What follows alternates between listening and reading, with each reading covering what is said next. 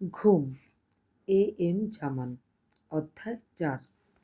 হঠাৎ ক্ষুদ্র আলোর আভাস পাওয়া গেল। কোথা থেকে আসছে এই আলো? তবে কি ভোর হবে এখন? অলিন্দ লাফ দিয়ে উঠল। দেহে প্রাণ ফিরে পেয়েছে যেন। তার মনে হলো উপর থেকে তীর্যকভাবে নেমে এসেছে আলোর রেখাটি। অন্ধকার অনেকটাই কেটে যেতে শুরু করল।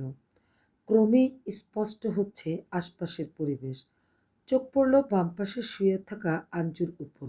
এ কি? আঞ্জু এমন হাস্যকরভাবে শুয়ে আছে কেন? মাথা থেকে পা পর্যন্ত সাদা কাপড় দিয়ে নিজেকে এমনভাবে মুড়িয়ে রেখেছে কেন? এ আবার কেমন আজগুবি জোকস রে বাবা! চেষ্টা করেও হাসতে পারল না সে। কোনোভাবেই হাসি আসছে না। ভালো মতো কিছু বুঝে ওঠার আগেই ঝুরঝুর শব্দ করে কি যেন পড়ল উপর থেকে। উপর দিকে তাকিয়েই চিৎকার দিয়ে অন্য প্রান্তে সরে গেল অলিন্দ। ছাদের এক কোণার মাটি সরিয়ে মাথা ঢুকানোর চেষ্টা করছে একটি শেয়াল। ভয়ে আতঙ্কে লাফালাফি করতে লাগলো অলিন্দ। বের হবার কোনো রাস্তাও খুঁজে পাচ্ছে না সে। ইতোমধ্যেই ভিতরে ঢুকে পড়েছে শেয়ালটি। তারপর দাঁত দিয়ে কামড়ে সাদা কাপড়টি ছিঁড়তে লাগলো। শেয়ালের শক্ত চোয়ালের হ্যাঁচকা টানে শুয়ে থাকা মানুষটির মুখের উপর থেকে কাপড় সরে গেল। ও কি! ওই মুখটি তো খুব চেনা মনে হচ্ছে। অসংখ্যবার আয়নায় দেখেছে ওই চেহারা। এটা তো অলিন্দের নিজেরই মুখ। নিমিষেই সব কিছু পরিষ্কার হয়ে গেল তার কাছে। তবে কি আমি মারা গিয়েছি? এতক্ষণ কবরে ছিলাম আমি? ভয়ার্ত আতঙ্কিত অনিন্দ চারপাশে ভালো করে খেয়াল করল এবার। মাত্র কয়েক ফুট জায়গা জুড়ে ছোট্ট একটি ঘর। চারদিকে নিরেট মাটির দেওয়াল। মাথার উপর কয়েক টুকরো বাঁশ কেটে ছাদ বানানো হয়েছে। মেঝেটাও মাটির। কোনো বিছানা নেই তাতে। স্যাঁতসেঁতে মাটিতে রাখা পচন্ত মানবদেহের মাতাল গন্ধে ঈদ নেমে এসেছে কীটের রাজ্যে। কয়েকদিনের নিশ্চিন্ত আহার সামনে রেখে উৎসবে মেতে উঠেছে পোকামাকড়গুলো। যে বিচ্ছু আর চেলাকে যমের মতো ভয় করত অলিন্দ, সেগুলো মনের আনন্দে দেহের বিভিন্ন ফাঁক ফোকর দিয়ে ঘুরে বেড়াচ্ছে। থেকে থেকেই কেঁপে কেঁপে উঠছে অলিন্দ। কি অদ্ভুত ক্ষণস্থায়ী জীবন! এইটুকু ক্ষুদ্র জীবন নিয়ে কতই না অহংকার আমাদের, কত দাম্ভিকতা, মারামারি, হানাহানি, স্বার্থপরতা, প্রতারণা, হিংসে, বিদ্বেষ, সমালোচনা, প্রতিশোধ, নোংরামি, অবিশ্বাস আর মিথ্যের ছড়াছড়ি। শেয়ালটি ইতোমধ্যেই মৃতদেহ খেতে শুরু করেছে। অলিন্দর সামনে তারই মুখমণ্ডল কামড়ে কামড়ে খাচ্ছে শেয়াল। উফ, কি বীভৎস দৃশ্য! আতঙ্কে শিউরে উঠছে অলিন্দ। অথচ এই নাক, এই চোখ, এই মুখ কত মূল্যবান ছিল তার নিজের কাছে। লাখ লাখ টাকা খরচ করেছে এগুলোর জন্য। পাশের বাড়ির রহিম টাকার অভাবে অনাহারে কত নির্ঘুম রাত পার করেছে। জেনে শুনেও অলিন্দের কিছুই আসে যায়নি। একবারের জন্য খবর নেওয়ারও সময় ছিল না তার। কিন্তু বিদেশি দামি ব্র্যান্ডের প্রসাধনী খুঁজতে গিয়ে 10টি শপিং মল চষে বেড়ানোর জন্য সময়ের কোনো অভাব হয়নি। বৃদ্ধ রিকশাওয়ালা 10 টাকার ভাড়া 15 টাকা চাইলেই মাথা রক্ত উঠে যেত। কিন্তু বিলাসবহুল শপিং মলে অযথা শত শত টাকা বেশি দিয়ে জিনিস কিনতে একটুও গায়ে লাগতো না।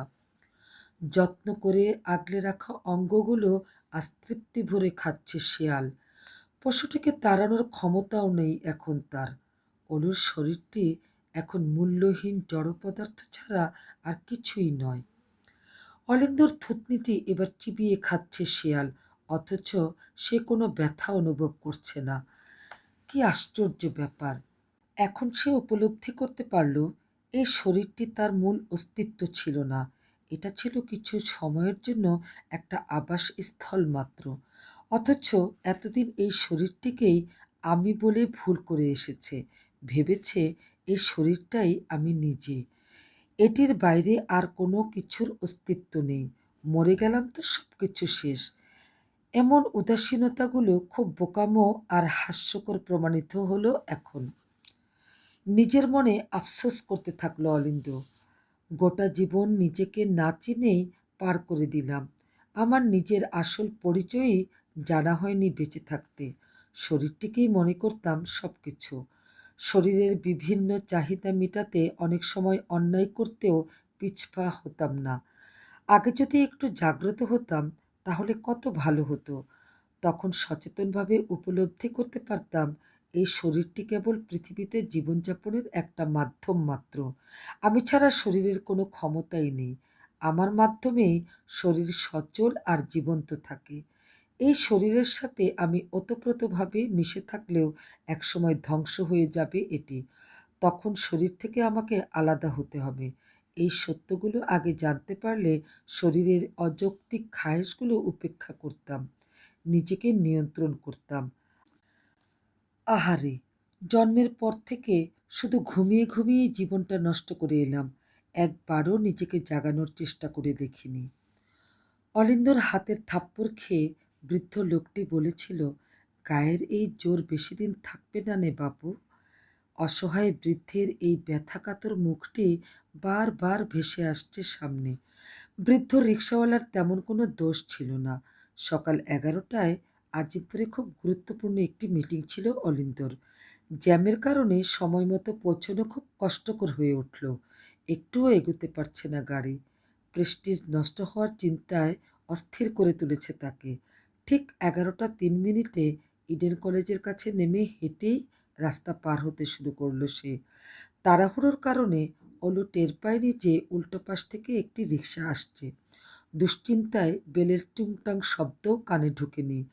কিছু বুঝে ওঠার আগেই রিকশার সাথে প্রচণ্ড ধাক্কা খেল।